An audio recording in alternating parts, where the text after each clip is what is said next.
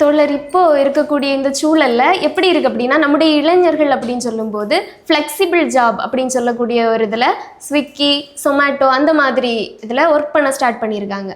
அப்போ என்ன அப்படின்னா, அது வந்து ஒரு முதலாளி அப்படிங்கிறத தாண்டி ஒரு ஆப் பேஸ் பண்ணி ஒர்க் பண்ணுறாங்க.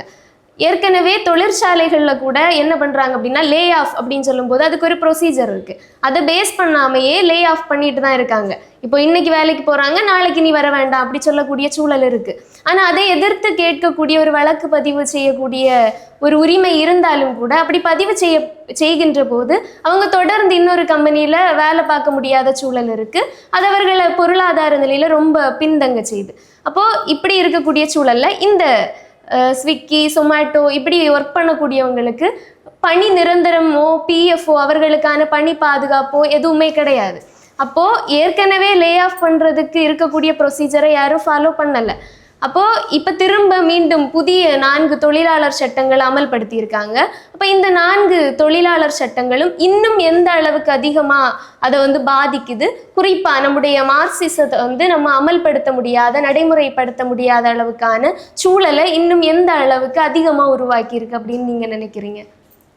அதாவது தொழில் வளர்ச்சியினுடைய தொடக்கம், ஒரு தொழில் புரட்சி நடந்து தொழில்கள் வளர்ந்து செல்கிற போது முதல் கட்டத்தில் தொழிலாளியின் கையில் கருவி இருக்கிறது.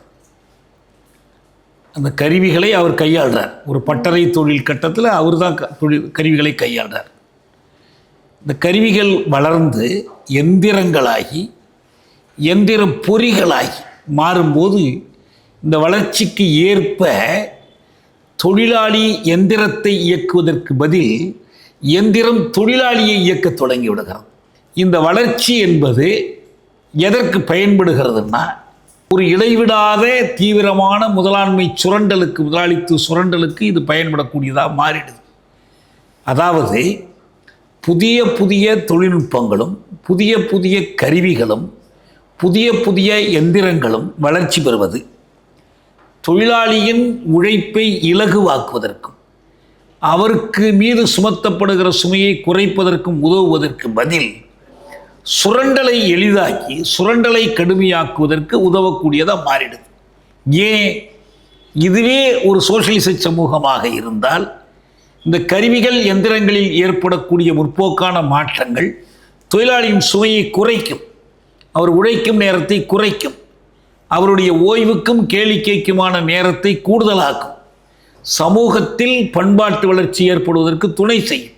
நேர்மாறாக அவர் மீதான சுரண்டலை அதிகப்படுத்தி அவரை மென்மேலும் ஓட்டாண்டியாக்குவதற்கு உதவுகிறது. இதுதான் யதார்த்தம். இயற்கையான அறிவியல் வளர்ச்சி என்பது மனிதனுக்கு உதவுவதற்கு பதில் மனிதனை சுரண்டுவதற்கு உதவக்கூடியதாகிறது. ஒரு முதலாளரின் பார்வையில் அறிவியல் என்பதும் தொழில்நுட்பம் என்பதும் தொழிலாளியை சுரண்டுவதற்கான ஒரு கருவியாக பயன்படுகிறது. இப்போ இந்த சூழ்நிலையில் தொழிலாளியினுடைய அந்த கூட்டு பேர வலிமையை குறைப்பதற்கும் அவருடைய சங்கம் சேருகிற சுதந்திரத்தை குறைப்பதற்கும் புதிய சட்டங்களை அரசு கொண்டு வருது.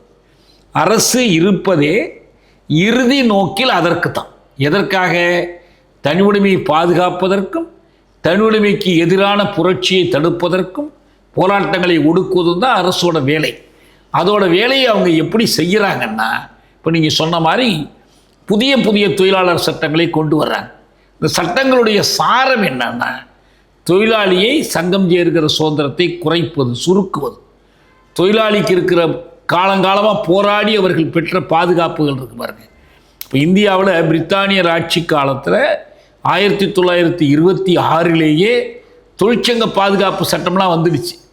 ஆனால் அந்த சட்டங்கள் ஒரு சுதந்திர இந்தியாவில் மென்மேலும் தொழிலாளிக்கு உதவியாக மாறுவதற்கு பதில் அந்த சட்டங்கள் பெற்றுக் கொடுத்த உரிமைகளை மெல்ல மெல்ல பறிக்குது. இந்த 29 சட்டங்களை சுருக்கி 4 சட்ட தொகுப்புகளாக்கி இருப்பதுடைய சாரம் என்னன்னா, தொழிலாளியின் மீதான சுமையை அதிகப்படுத்துவதும் தொழிலாளியுடைய சங்கம் சேரும் சுதந்திரத்தை சுருக்குவதும் அவருக்கு இந்த குடியாட்சியம் பயன்படாமல் செய்வதும் தான் அதனுடைய வேலையாக இருக்கு. வேறு வழி இல்லை. தொழிலாளர்கள் மற்ற பிரிவினரோடு சேர்ந்து, ஏன் மற்ற பிரிவினர்னா அமைப்பு சார்ந்த தொழிலாளர்கள் ஒரு பக்கம் இருக்கிறாங்க. ஆனால் 90 விழுக்காடு நாட்டில் அமைப்பு சாரா தொழிலாளர்கள் தான் அதிகமாக இருக்கிறாங்க. இந்த சட்டங்கள் என்ன செய்யும்னா ஒப்பந்த தொழிலாளர் முறையை விரிவுபடுத்துவதன் மூலம் அமைப்பு சாரா தொழிலாளர்களுடைய எண்ணிக்கையை உயர்த்திவிடும். அதனால வேண்டி மார்க்ஸ் சொல்லக்கூடிய அந்த ரிசர்வ் ஆர்மி ஆஃப் லேபர், உழைப்பு பட்டாளத்தில் ஒரு பகுதி வேலையில் இருக்குது, இன்னொரு பகுதி காத்திருக்கு, அது வேலையில்லா திண்டாட்டத்தில் தவித்து கொண்டிருக்கு. அதை காட்டி தான் இந்த பகுதியை அவங்க அதனுடைய ஊதியத்தை குறைப்பதற்கும் சுமையை அதிகப்படுத்துவதற்கும் நீ இல்லைன்னா அவன் இருக்கிறான் என்று தான் நடத்திக்கிட்டு இருக்கிறார். இந்த நிலைமை மாறணும்னா என்ன பண்ணணும்னா இந்த அமைப்பு சார்ந்த தொழிலாளர் மட்டும் தனித்து இல்லாமல் அமைப்பு சாரா தொழிலாளர்களை திரட்டணும், வேலையில்லாத சேம பட்டாளத்தை திரட்டணும். வருங்காலத்தில் தொழிலாளர்களாவதற்கு காத்து கொண்டிருக்கிற மாணவர்கள், இளைஞர்கள், மொத்த சமூகமும் சேர்ந்து தான் இதை முறியடிக்கணும். இப்போ நீங்கள் ஒன்று சொன்னீங்க, மார்க்சியத்தை செயல்படுத்துவது பற்றின்னு. நான் மீண்டும் மீண்டும் சொல்கிறேன், மார்க்சியம் என்பது ஒரு இனிய வாழ்விற்கான சமையல் குறிப்பு அல்ல. அது ஏதோ ஒரு ரெசிபி மாதிரி கருதி கொண்டு, நான் கூட மூலதனம் பற்றி சொல்லும்போது சொல்லுவேன், இந்த புத்தகம் it is not a recipe for socialism. அதெல்லாம் அது செய்யலை. அது என்ன செய்யுதுன்னா நம்மை சூழ்ந்திருக்கிற சமூகத்தினுடைய உண்மையான தன்மையை புரிந்து கொள்வதற்கு பயன்படுகிறது. இப்படித்தான் முதலாளித்துவம் இப்படித்தான் இயங்குகிறது, அது இந்த திசையில் போகிறது என்பதை நமக்கு காட்டி கொடுக்குது.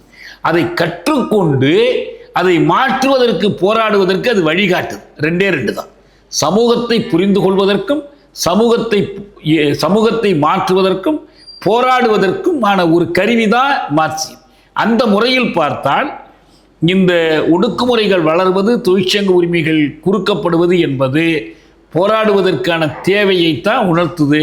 அது மார்க்சியத்தை செயல்படுத்துவது என்பதனுடைய பொருள் இதுதான். மார்க்சியம்னா அது இப்படி வாழ்றது, இப்படி இருக்கிறது என்பதல்ல, இப்படி போராடணுங்கிறது தான். அந்த போராட்ட முறைகளை மார்க்சியத்திலிருந்து கற்றுக்க வேண்டியதில்லை, நாமே கற்றுக்கணும். நாம் வாழுகிற சமூகத்தில் நம்முடைய தேவை, நம்முடைய சூழலுக்கு ஏற்ப நாம் கற்றுக்கொள்ளணும். அதுதான் இதிலிருந்து கிடைக்கக்கூடிய படிப்பு.